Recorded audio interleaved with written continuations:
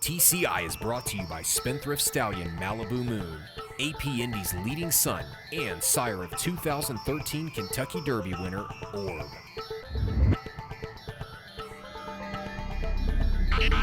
Welcome back to TCI, your inside track to the Triple Crown. Alongside Joel Cunningham, I'm John Siegel. Well, Joel, let's jump right in, man. This is our Derby edition. We've been following these horses all year. We've been working off of this TCI top 10, and admittedly so, this list has changed quite a bit, and we have one more change. I know we're 2 days away from the Derby, but we got one more change on this list, and that's Opportunity. Unfortunately, has a bruised foot. Will not run in Kentucky Derby 140. And Joel, finally, social inclusion is going to come off the list. You finally admit, okay, he's not going to run in the Derby. He got close. He did get got close. to 21, and they're going to run him in the Sur-Bear. Watch out in the Preakness. But, you know, in terms of the Derby, you're right. A very big void now with Opportunity out. I mean, he could have been your second choice in there. Bob Baffert, you know, a wise guy type horse. I think he was going to take a lot of money. So he now really makes it wide open behind California Chrome, in my opinion. Be interested to see how this race gets bet. So Opportunity comes off.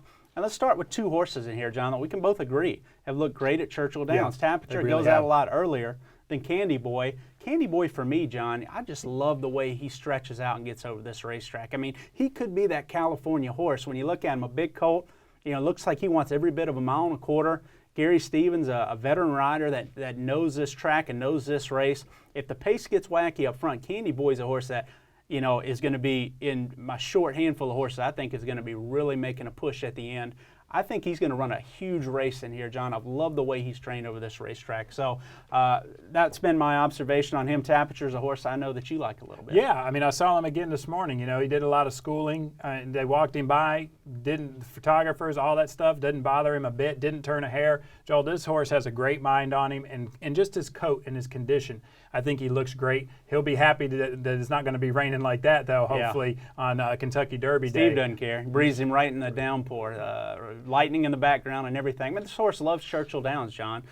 I definitely think you can throw out his Arkansas Derby. My question with him is a mile and a quarter. I mean, that's why I like some other horses better. But certainly in terms of how he's doing, if you're a Tapiture fan, stay on board. If you're a Candy Boy fan, I think he's a very live long shot. Well, you keep moving up the list here. We see Intense Holiday. Joel, this horse had a dynamite breeze. You know, I know you thought that maybe We Miss Artie helped make that breeze look a little bit better. Tell me about that. Yeah, We Miss Artie hangs on the list at 10. Just, you know, I could have put General A-Rod in there, I suppose, who should get a good grinding trip inside. But, you know, We Miss Artie, a class horse. I think they've always figured like he likes the dirt, but he had a terrible breeze, and that made Intense Holidays work.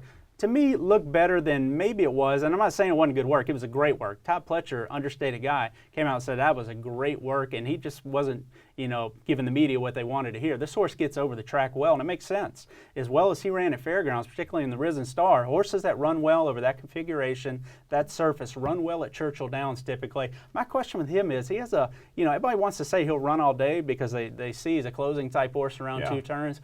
His dosage isn't that great, in my opinion. He's kind of a light frame horse, a light bone type horse. I don't know if he's meant to be a classic type performer, and he's always been a second string Pletcher horse.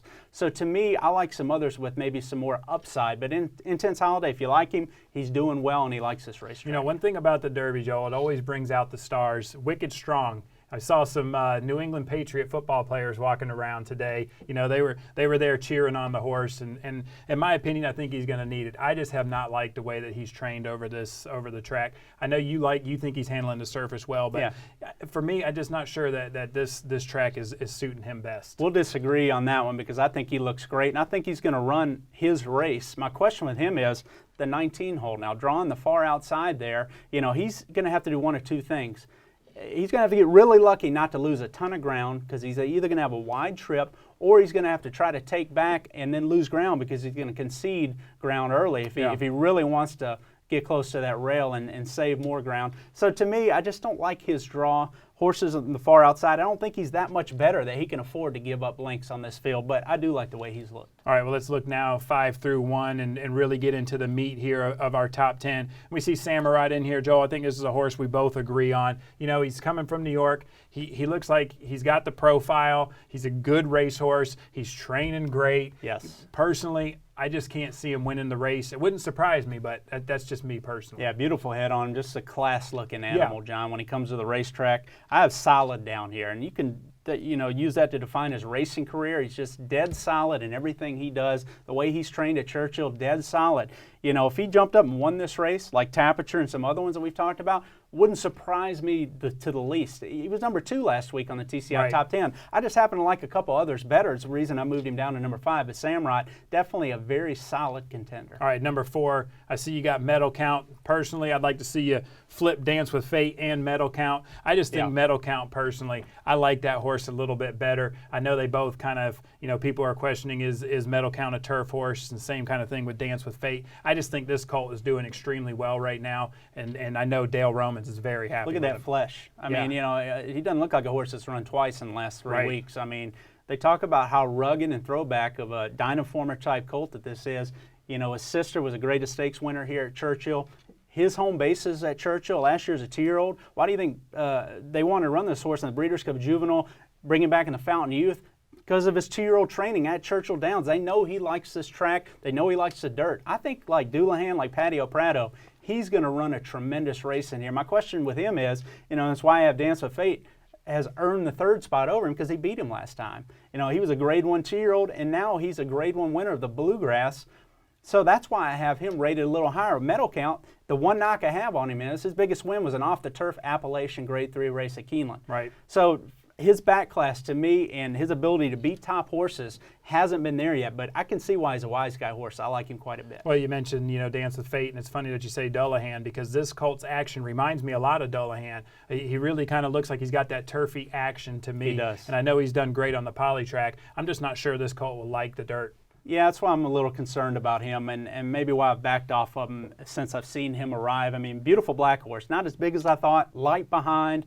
He does have that high action. It's you can kind of see the way he trains that he would like, surface like the poly track or maybe even the turf. He's such a class animal. Yeah. If he can take the kickback, I do think he's got over this track pretty well, John, and I think he's coming into the right way. I love his form cycle. I think he's a horse that could run a big race in here. I love the way that they've taken him back and made that 3/8 of a mile run. Nakatani fits him perfect. So if there's a pace meltdown, he's one of the ones I'll be looking at from the back to make, because he's got that quick twitch 3/8 of a mile move. You watch him run by Medal Count in the Bluegrass Stakes. I think Medal Count's a bigger horse, more of a, I don't want to say more, he's going to close strongly, but more of a grinder. He doesn't have that quick twitch, turn of foot that Dance with Fate has. So I am concerned about the dirt, though, so I like Medal Count a little better. So you just said quick twitch, turn of foot. This reminds me of Danza. This horse really can turn it on. And Joel, you talk about a horse right now that looks like he's blossoming, looks like he's peaking at the right time. Man, it's Danza. This horse looks fantastic. I agree. There hasn't been a more consistently, everybody will say, well, Medal Count's been pretty good, but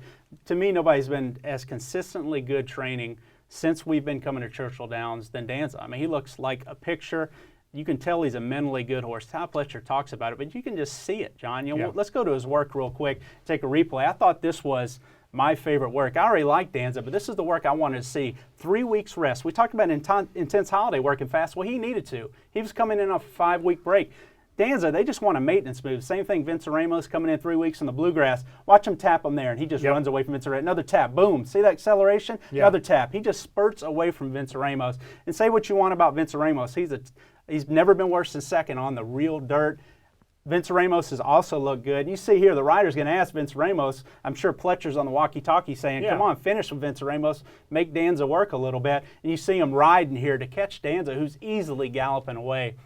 I just think Danza's doing so well. That was what you want to see in a maintenance work. He's a push-button type horse, and he's going to have to be because he has that inside trip. Joe Bravo, who learned him in the Arkansas Derby, he's going to have to push the button a couple times to get into the right spot. I think it's very important that horse has that, in his arsenal and can go to that. And again, he's just such a good-minded horse. I mean, he finishes in every race. I went back and watched every one of his races. Even his Gulfstream allowance, where he was in contention with a wide trip at the top of the stretch off a layoff, the fourth place horse went by him, and he re-rallied last 60th of the mile to get third place in there. It was actually a better comeback than it looks like it was on paper. So he's a finisher, John, and he has a good mind to him. I think that he's not going to be bothered by an inside-type trip here. He's taken a lot of dirt. He drew the rail in the Arkansas Derby. So Danza, 2-2 good. I wonder about a mile and a quarter.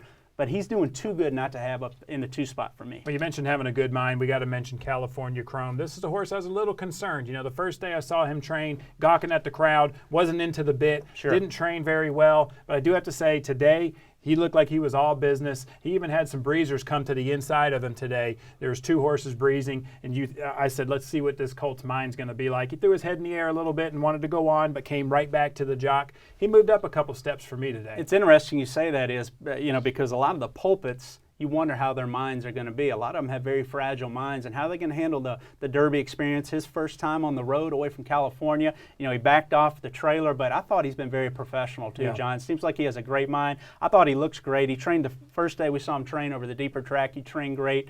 You know, he's a horse that trained again well this morning. So California Chrome, again, you know, he comes in as a heavy favorite.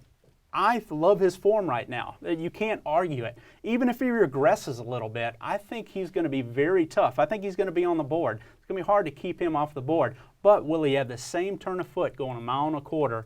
That'll be the question. Will he still be able to power away from this group going 1.25 miles down that stretch, especially if we get a legit pace in here to maybe soften him up if he gets too close to it. So there's question marks there. Him and Danza both have to carve out a good trip from the inside. Well, there's another question that needs to be answered, Joel, and that's who is your pick for Kentucky Derby 140? Well, I've kind of revealed it. I just love Danza, John. He's just done everything right. And again, when I look for a horse with an upside, you know, I mentioned Intense Holiday's always kind of been a second stringer for Pletcher, but you go back and look at Danza. He is always meant to be a good horse. Broke his maiden first time out at Belmont. In the Belmont, you know, got outfooted. Turns out he's not a sprinter by Street Boss. Got outfooted in the Saratoga Special. Came flying up the inside. Another inside trip there. His comeback race was solid. In the Arkansas Derby, John, the way he turned it on, finished ears pricked to win by almost 5 in there, and now he looks like he can come back and pair that performance. I think if Danza gets a clean trip, I just don't see him running a bad race. I am a little concerned about 1.25 miles, but he's doing so well. Medal count, I think if you had to pick one horse to be on the board, I would pick medal count. I'd be concerned if the track was real tight, because he didn't act on the track at Gulfstream, he didn't act on the track at Santa Anita, but if it stays deep and fair, I think medal count's going to turn in a huge performance. He drew so well in here. California Chrome, again, I don't think he'll be off the board. He's just too good. He could bounce, and I still think he's going to make a good account of himself. And then we talked about Candy Boy. If I had to have one outsider, one closer that I think's tailor-made for this race, coming into it the right way, Candy Boy at 20-1 for me is that outsider. How about you? You know, I can't argue with you with Danza. I just think the way the pace is going to set up, and just the fact that he is push button, I think that they can navigate through all that crazy traffic. I think Danza's my horse right now, and I love medal count. I think he's training great. I'm just concerned, you know, that extra little bit of distance, you know, is he going to have enough in the tank? So if you ask me who I think is going to be on the board, I guess I'm going to go with Candy Boy. I just think he's training just too well right now. Yeah, I agree. I mean, I think we're on the same page. We have the same observation. The pace is interesting. Pablo Del Monte gets in, but he's not a speedball. There is no true speedball in here. Wildcat Red, they said they might rate with him. Uncle Si gets blinkers, but he's a terrible gate horse. Who knows what he's going to do? Is he going to run off out of the gate, or is he going to not be, because he's so terrible breaking from the gate, is he going to not get the position? Vickers in Trouble is a great gate horse, but he doesn't want the lead. Rosie's just going to make sure she doesn't get pinched and try to probably sit in the second group. So who's going to get the lead in here? There are no legit song and prayers in here. There's just 4 or 5 with solid speed. So I don't know if we're going to get a great pace, but I think it'll definitely be on the good side, but probably not a meltdown. All right, well, thank you, Joel. It's been fun following you with these horses. It's going to be fun to watch the Kentucky Derby. Yeah, man. Hey, thank you guys for watching. Make sure you come back next week. We'll recap the Derby, and then guess what? It's time to move on to the Preakness.